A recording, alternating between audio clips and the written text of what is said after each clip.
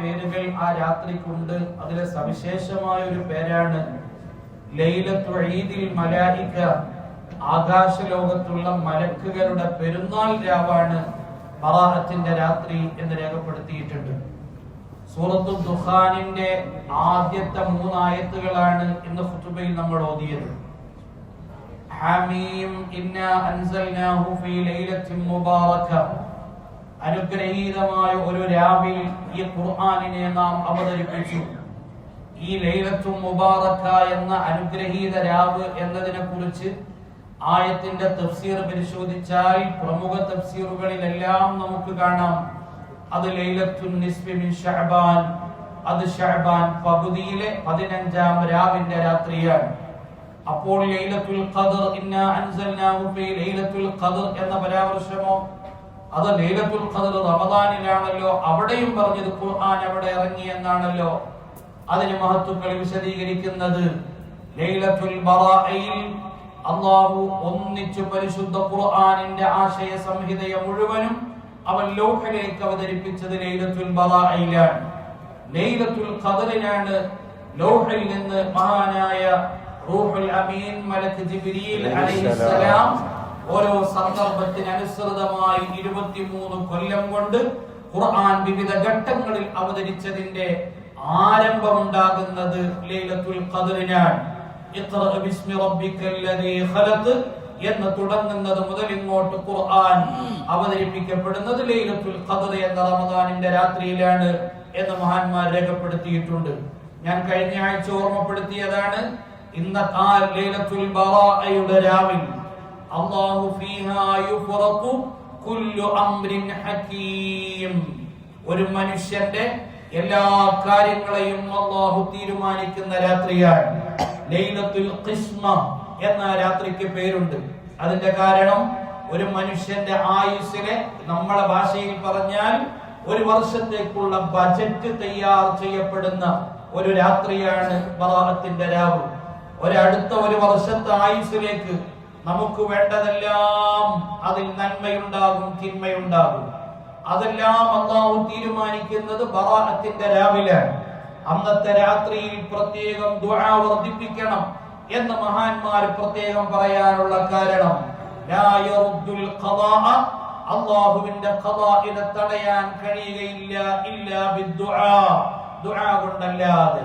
അന്നത്തെ രാത്രി അടുത്ത ഒരു കൊല്ലത്തേക്ക് നമ്മളുടെ കാര്യങ്ങൾ അല്ലാഹു തീരുമാനിക്കുമ്പോൾ അല്ലാഹുവിനോട് ഖൈർ തീരുമാനിക്കാനും ശർറുകളെ നമ്മളിൽ നിന്ന് തട്ടിമാറ്റാനും ദുആ ചെയ്യണം.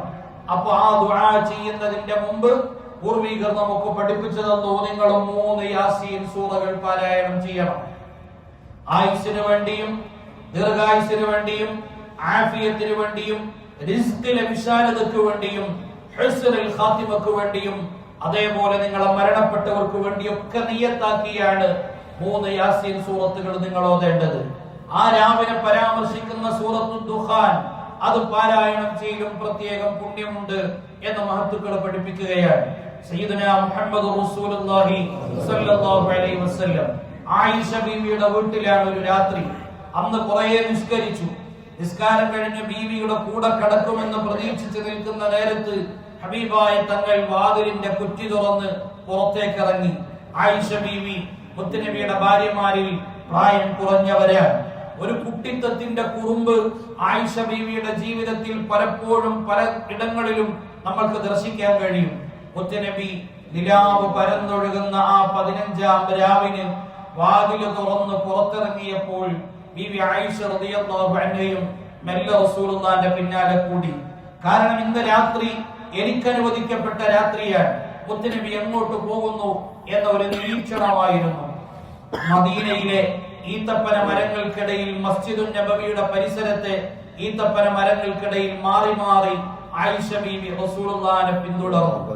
നബിത്തങ്ങൾ നേരെ നടക്കുന്നത് ബഖീഉൽ ഗർഖദിലേക്കാണ്, അഥവാ മദീനയിലെ ഖബർസ്ഥാനിലേക്ക്. അവിടെ ധാരാളം മുഅ്മിനീങ്ങൾ ഖബറടക്കം ചെയ്യപ്പെട്ടിട്ടുണ്ട്. മുത്തുനബിയുടെ ഭാര്യമാർ അവിടെയുണ്ട്, മക്കളുണ്ട്. ആ ബഖീഉൽ ഗർഖദിലേക്ക് നബിത്തങ്ങൾ ചെന്നു. ആയിഷ ബീവി ഈത്തപ്പന മരത്തിന്റെ മറവിൽ നിന്ന് അതിങ്ങനെ നോക്കി. റസൂലുള്ളാഹി ദീർഘനേരം ദുആ ചെയ്തു. ഹബീബായ തങ്ങൾ പ്രാർത്ഥന അവസാനിപ്പിച്ച് വീട്ടിലേക്ക് മടങ്ങുന്ന കണ്ടപ്പം ആയിഷ ബീവി ഞാൻ പുറത്തിറങ്ങിയത് നബി അറിയരുതല്ലോ എന്ന് കരുതി വളരെ ധൃതിയിൽ വീട്ടിലേക്ക് തിരിച്ചോടി. ആയിഷ ബീവി അന്ന് വീട്ടിലേക്ക് കയറി കട്ടിലിൽ കിടന്നു. അപ്പോഴേക്ക് റസൂലുള്ളാഹി വീട്ടിന്റെ അകത്ത് വന്നു. താരീഖിൽ കാണാം ആയിഷ ബീവി റളിയല്ലാഹു തആല അൻഹ ഓടി വന്ന് കട്ടിലിൽ കിടന്നതിന്റെ കാരണത്താൽ കിടപ്പ് കൊണ്ട് ദീർഘമായ ശ്വാസം വിടുകയാണ്, കിടക്കുകയാണ്. അപ്പൊ ചോദിച്ചു ആയിഷ ബീവിയോട്, ആയിഷ റസൂലുള്ളാഹിക്ക് കാര്യം പിടികിട്ടി. ഹബീബ് ഒറ്റയടിക്ക് മറുപടി പറഞ്ഞു, ആയിഷ നിങ്ങൾ വിചാരിച്ചോ ഇന്നത്തെ രാത്രി ഞാൻ നിങ്ങളെയും ഉപേക്ഷിച്ച് വേറെ ആരുടെയെങ്കിലും അടുത്തേക്ക് മറ്റു ഭാര്യമാരടുക്കലേക്ക് പോയതാണ് എന്ന് നിങ്ങൾ കരുതിയോ എന്ന്. ആയിഷ ബീവി റളിയല്ലാഹു അൻഹ പറഞ്ഞു, നബി എനിക്ക് അങ്ങനെ തോന്നിപ്പോയി, ഞാൻ അതുകൊണ്ടാണ് അങ്ങയെ പിൻപറ്റിയത്. അപ്പോൾ നബിയുടെ അടുത്ത ചോദ്യം, ആയിഷ ഇന്നത്തെ രാത്രി ഏതാണെന്ന് നിനക്കറിയുമോ? ഇല്ല നബിയെ. അപ്പൊ പറഞ്ഞു, ഇന്ന് ലൈലത്തുൻ നിസ്ഫി മിൻ ശഅബാൻ, ഇന്ന് ശഅബാൻ പകുതിയുടെ രാവാണ് ആയിഷ. ഇന്ന് ദുആ ചെയ്താൽ ഇന്നത്തെ രാത്രി ഒന്നാം ആകാശത്തിലേക്ക് വന്നിട്ട് അല്ലാഹു ചോദിക്കും, ആയിഷ ഹൽ മിൻ സായിലിൻ, ആർക്കെങ്കിലും എന്തെങ്കിലും ചോദിക്കാനുണ്ടോ? ഫഉതിയഹു, ഞാൻ അവന് കൊടുക്കും. ഹൽ മിൻ മുസ്തഗ്ഫിരിൻ, ആർക്കെങ്കിലും പാപമോചനം വേണോ? ഫഅഗ്ഫിറു ലഹു, അവന് ഞാൻ പുറത്തു കൊടുക്കും. ഹൽ മിൻ മുസ്തർസിഖിൻ, ആരെങ്കിലും റിസ്ക് ചോദിക്കുന്നവരുണ്ടോ? ഫഅർസുഖുഹു, അവന് ഞാൻ റിസ്ക് കൊടുക്കും. ചോദിക്കുന്നതെല്ലാം കൊടുക്കുന്ന രാത്രിയാണ് ആയിഷ. ഇന്നൊരു മനുഷ്യൻ അല്ലാഹുവിനോട് തൗബ ചെയ്താൽ കൽബ് ഗോത്രത്തിൽ, ഇന്നത്തെ ഖുതുബയിൽ നമ്മൾ അത് പറഞ്ഞു, കൽബ് ഗോത്രത്തിലെ ആടുകളുടെ എണ്ണം കണ്ട് ദോഷം ചെയ്തവനാണെങ്കിലും അല്ലാഹു മാപ്പ് കൊടുക്കും. മഹാന്മാർ രേഖപ്പെടുത്തി, അന്ന് മദീനയിൽ ഏറ്റവും കൂടുതൽ ആടുകളുള്ള ഗോത്രം കൽബ് ഗോത്രമായിരുന്നു. അവർ വളർത്തിയ ആടുകൾ ഏറ്റവും രോമാവൃതമായ ആടുകളായിരുന്നു. അതുകൊണ്ട് തന്നെ അവരുടെ ആടുകളുടെ രോമത്തിന്റെ അത്ര തെറ്റ് ചെയ്ത ഒരു മനുഷ്യനാണെങ്കിൽ ഇന്നത്തെ രാവ് ദുആ ചെയ്താൽ അല്ലാഹു പുറത്തു കൊടുക്കും. ആയിഷ എന്ന് നബി തങ്ങൾ പഠിപ്പിച്ചു കൊടുത്തത് ഹദീസിൽ നമുക്ക് കാണാൻ കഴിയും. ഇൻഷാ അല്ലാഹ് മറ്റന്നാൾ തിങ്കളാഴ്ച ആ അനുഗ്രഹീത രാവ് വരികയാണ്. നമ്മളത് ഉപയോഗപ്പെടുത്തണം, നമ്മളത് സമ്പാദിക്കാൻ പരിശ്രമിക്കണം. നമ്മളെ വീട്ടിലുള്ളവരോട് നമ്മളത് പറയണം. ശഅബാൻ 15ന്റെ അന്ന് അഥവാ ചൊവ്വാഴ്ച പകലിൽ ബറാഅത്തിന്റെ സുന്നത്ത് നമുക്കുണ്ട്. ഇൻഷാ അല്ലാഹ് അനുഷ്ഠിക്കാനും ഉപയോഗപ്പെടുത്താനും റഹ്മാനായ റബ്ബ് നമുക്കൊക്കെ തൗഫീഖ് തരട്ടെ. കഴിഞ്ഞ ആഴ്ച ഞാൻ പറഞ്ഞിരുന്നു, പ്രസംഗം നീണ്ടുപോകുന്നതിനെ ഞാൻ ഭയപ്പെടുന്നു. പ്രധാനപ്പെട്ട അന്നത്തെ രാത്രിയും ദുആ ചെയ്താലും കിട്ടാത്ത രണ്ട് വിഭാഗത്തെ നമ്മൾ കഴിഞ്ഞ ആഴ്ച പറഞ്ഞു.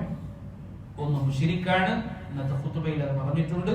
രണ്ടാമത്തത് മുശാഹിനാണ്, പിണങ്ങി നിൽക്കുന്നവരാണ്. പിണക്കമുള്ളവർ അല്ലാഹുവിന്റെ മുന്നിൽ കൈ ഉയർത്തിയാൽ അവർക്ക് അല്ലാഹു പുറത്തു കൊടുക്കില്ല എന്നാണ് ഹബീബായ മുഹമ്മദ് റസൂലുള്ളാഹി സ്വല്ലല്ലാഹു അലൈഹി വസല്ലം പഠിപ്പിച്ചത്. പുണ്യരാവുകൾ വരുമ്പോൾ ദുആക്കാൻ നമ്മൾ ഒരുങ്ങുമ്പോൾ അത്തരം അബദ്ധങ്ങളൊക്കെ ഉണ്ടെങ്കിൽ അതെല്ലാം തിരുത്താൻ നമ്മൾ തയ്യാറാകണം. മൂന്നാമത്തത് മുദ്മിനു ഖംർ, മറ്റൊരു ഹദീസിൽ കാണാം സ്ഥിരമായി ലഹരി ഉപയോഗിക്കുന്നവരാണ്. അവർക്കും അല്ലാഹു അന്നത്തെ രാത്രി പാപം കൊടുക്കൂല. നാലാമത്തത് ആഖുൽ വാലിദൈനാണ്, ഉമ്മാനെയും ബാപ്പാനെയും വേദനിപ്പിച്ചവരാണ്, സങ്കടപ്പെടുത്തിയവരാണ്. ആ പാപം ബാപ്പയെയും ഉമ്മയെയും കണ്ട് പൊരുത്തപ്പെടിച്ചാലല്ലാതെ അന്നത്തെ രാത്രിയിൽ ദുആ ചെയ്താലും അല്ലാഹു പുറത്തു തരികയില്ല. നഅൂദുബില്ല. അല്ലാഹു നമ്മളെ കാക്കട്ടെ. നമ്മളൊക്കെ ജീവിച്ചിരിക്കുന്ന ഉമ്മാന്റെയും ബാപ്പാന്റെയും അടുത്തൊക്കെ പോണം, പൊരുത്തങ്ങൾ വാങ്ങണം, നമുക്ക് വേണ്ടി ദുആരക്കാൻ പറയണം. മരണപ്പെട്ട വാപ്പാന്റെയും ഉമ്മാന്റെയും ഖബറും പുറത്ത് നമ്മൾ പോകണം. അവരുടെ പൊരുത്തം സമ്പാദിക്കാൻ എപ്പോഴും ഫാത്തിഹ ഓതണം. അവരിഷ്ടപ്പെട്ടവരെ നമ്മൾ ജീവിച്ചിരിപ്പുണ്ടെങ്കിൽ പോയി സന്ദർശിക്കണം. അവർക്ക് സുറൂറുണ്ടാകുന്ന കാര്യങ്ങളൊക്കെ നമ്മൾ ചെയ്യണം. അതൊക്കെയാണ് അവരുടെ മരണാനന്തരം നമുക്ക് ചെയ്യാനുള്ളത്. അല്ലാഹു ആ പൊരുത്തമൊക്കെ കിട്ടിയവരിൽ നമ്മൾ ഉൾപ്പെടുത്തി തരട്ടെ. അൽഹംദുലില്ലാഹ്. അസ്സലാമു അലൈക്കും വറഹ്മത്തുള്ളാഹി വബറകാതുഹു.